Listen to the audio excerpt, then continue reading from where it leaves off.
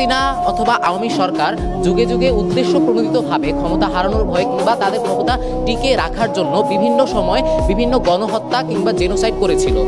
এখন মাননীয় স্পিকার আর একবার লক্ষ্য করুন, আজ থেকে এক যুগ আগে যখন 28 ফেব্রুয়ারি 2013 সালে আল্লামা দেলোয়ার হোসেন সাঈদীকে মিথ্যা মামলার রায়ে ফাঁসি দেওয়া হয়েছিল, সেই ফাঁসির বিচারে যখন আসলে জনগণ প্রতিবাদ করেছিল, সেই প্রতিবাদে শেখ হাসিনা তাদেরকে গণহত্যা করেছিল।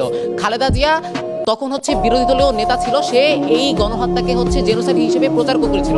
তার মানে আপনাকে বুঝতে হবে যে খালেদা জিয়া তথা বিএনপি যখন তারা বিরোধী দলীয় দল ছিল, তারা জামাতের পক্ষে ছিল। তার মানে জামাত এবং বিএনপি মিলে তখন আসলে একটা বড় পাওয়ার হোল্ড করতো, এবং এই ভয়ের কারণেই পরবর্তীতে আওয়ামী লীগ ক্ষমতা হারানোর ভয়ে এই বিষয়টি ধামাচাপা দেওয়ার চেষ্টা করে।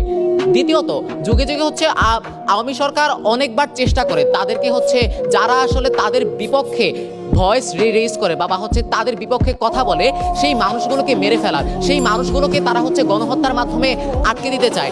আরও একটা জিনিস লক্ষ্য করুন, হত্যাকাণ্ড করা হয়েছিল আপনার ক্ষমতা হারানোর ভয়ে, কিন্তু পরবর্তীতে আপনার হত্যাকাণ্ড নিয়ে যেই সব জিনিসগুলো প্রচার করা হয়, ওই জিনিসগুলো প্রচার করা হয়েছে এই হত্যাকাণ্ডকে বৈধতা দেবার জন্য।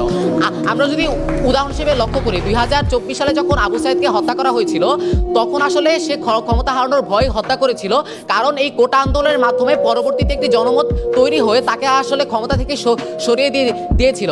কিন্তু শেখ হাসিনা পরবর্তীতে আসলে কি প্রচার করেছিল? শেখ হাসিনা পরবর্তীতে প্রচার করেছিল এটি জামাত ইসলামীর দ্বারা সংগঠিত একটি গণহত্যা। তার মানে আপনার যেই গণহত্যাগুলো আদিকাল থেকে হয়ে আসতেছে, ওই গণহত্যাগুলো আসলে ক্ষমতা হারানোর ভয়ে করা হয়েছিল, কিন্তু আপনার পরবর্তীতে যেই সব কথাবার্তা বলার চেষ্টা করে তারা বা জঙ্গির কথা বলে, সেগুলোকে বৈধতা দেবার জন্য করা হয়েছিল। এখন আপনার একটা জিনিস বোঝা খুব বেশি গুরুত্বপূর্ণ, কেন আসলে হেফাজতে ইসলাম ওই সময়টাতে রাজনৈতিক পটভূমিতে খুব বেশি গুরুত্বপূর্ণ একটি জায়গা দখল করেছিল। আপনাকে একটা জিনিস বুঝতে হবে যে যখন হেফাজতে ইসলামী আসলে আন্দোলনরত ছিল, তখন তারা ঢাকার 6টি প্রবেশ মুখ দখল করেছিল।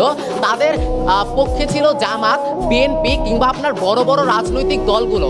আওয়ামী লীগ তখন আসলে এই সংখ্যাটাই করেছিল, যদি তারা এই 3-4টা বড় বড় রাজনৈতিক দল যদি একত্রিত হয়ে যায়, তাহলে এটা আমার জন্য ভবিষ্যতে বিপদ। আপনি একটা জিনিস লক্ষ্য করুন, হেফাজতে ইসলামী কিন্তু ডিএমপির অনুমতি নিয়ে আন্দোলনটা করেছিল, কিন্তু তারপরও কেন তারা আসলে সময় চেয়ে নিচ্ছি একটু, কিন্তু তারপরও কেন আসলে তারা গণহত্যা করেছিল? কারণ তার মধ্যে এই ভয়টা ছিল বা এই সংখ্যাটা ছিল যে পরবর্তীতে এই বিএনপির মাধ্যমে প্রমাণটা কি আসলে আপনার খালেদা জিয়া সরাসরি বলে দিয়েছে যে হেফাজতে ইসলামীর এই আন্দোলন করাটা একটা গণতান্ত্রিক অধিকার। আপনার বিএনপি ছিল, জামাত ছিল এবং হেফাজতে ইসলামীর আপনার হাজার হাজার তরুণ ছিল যারা আসলে জান দিতেও পরোয়া করে না।